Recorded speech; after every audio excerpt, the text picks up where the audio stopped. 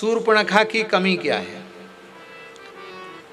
सबसे पहली कमी शूर्पणखा की ये है, वो राम जी के पास आ गई थी तो उसको दूसरी जगह जाना नहीं चाहिए था। वो कहती फिर आपसे कोई सुंदर है या असुंदर है, इससे हमें कोई लेना देना नहीं, वर्ण एक ही बार होता है, मैंने आपका वर्ण कर लिया तो अब मैं आपको छोड़ के नहीं जाऊंगी। चलो राम जी ने कह दिया कि मैं विवाहित हूं और तू वहां चली जा, राम जी की बात मान के चली गई। तो अब लक्ष्मण जी से नहीं लौट के आना चाहिए था। वो कहती अब मैं वहां तो जाऊंगी नहीं, अब तो आप ही मुझे स्वीकार कीजिए। लेकिन लक्ष्मण जी ने जब कहा कि तू दासी बनना चाहती है कि रानी, मैं भला दासी क्यों बनूंगी, मैं तो रानी बनूंगी। तो जा राम जी के पास जा, राजा राम जी हैं तो उनकी रानी बन। तो पुनी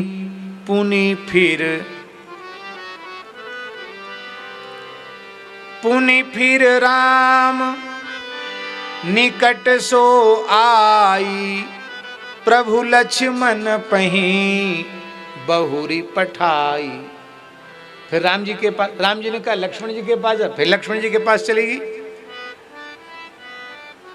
अब की बार जब लक्ष्मण जी के पास आई तो कहा लक्ष्मण प्रभु लक्ष्मण पहीं, लक्ष्मण कहा तो ही सो बरई, जो तृण तोरी लाज परिहरई।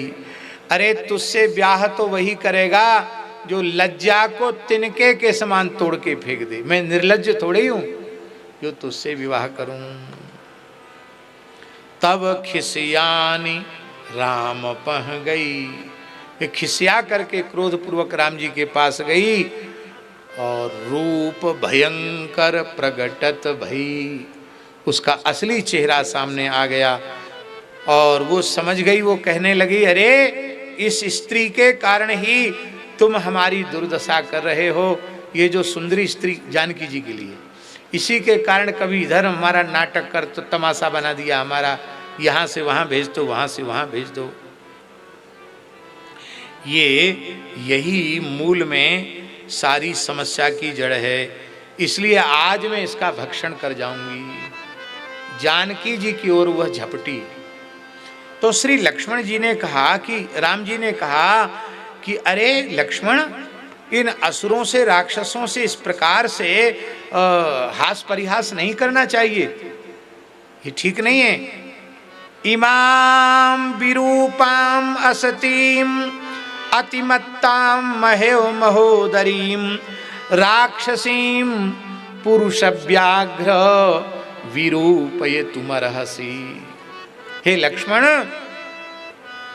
इस महोदरी बड़े पेट वाली असती इस राक्षसी को तुम विरूप बना दो, नाक कान इसके काट लो। लक्ष्मण जी ने दंड क्यों दिया? बहुत ध्यान से सुने। श्री जानकी जी साक्षात भक्ति स्वरूपा है।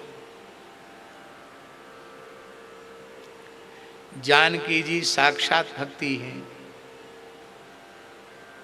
त्वं तु भक्ति ही प्रिया तस्य सततम प्राणतोधिका।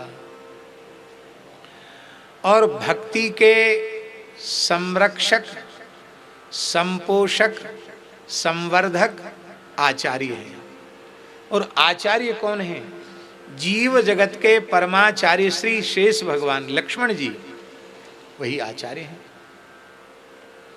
और राम जी प्रतिपाद्य तत्व ब्रह्म तत्व हैं भगवान की। और उसको बढ़ाने वाले कौन? उसको बढ़ाने वाले श्री लखनलाल जी, रक्षा करने वाले लखनलाल जी। तो जिस भक्ति की कृपा से जीव को राम जी की प्राप्ति होती है, उसी भक्ति को राम जी की प्राप्ति में शूर्पणखा ने विरोधी मान लिया और वो भक्ति को ही समाप्त करना चाहती है। तो लक्ष्मण जी महाराज भक्ति को भला कैसे नष्ट होने दे सकते थे? लखनलाल जी ने तत्काल इसकी नाक कान काट दिए। नाक कान ही क्यों काट दिए? गला काट देते, नाक कान क्यों काट दिए? स्त्री का वध नहीं करना चाहिए, इसलिए वध नहीं किया। नाक कान क्यों काटे? क्योंकि मनुस्मृति में लिखा हुआ है कि जो स्त्री दुश्चरित्रा हो और अपने दुश्चारित्र से अनेक पुरुषों को पथभ्रष्ट करने में लगी हुई हो, राजा का कर्तव्य है उस स्त्री को पकड़कर उसके नाक कान कटवा दे हैं, क्योंकि अपने रूप के जाल में फंसा करके ही वह पाप बढ़ा रही है, अधर्म बढ़ा रही है। तो दुराचारिणी स्त्री को नाक कान काटने के दंड की बात मनु जी ने कही है। राम जी की कोई क्रिया अशास्त्रीय नहीं है, ये राम जी की विशेषता है। इसलिए कम से कम अब खुद भी पाप से बचेगी, दूसरों को भी पाप से बचाएगी, इसलिए नाक कान काट दिए। माई मेरे श्याम लगो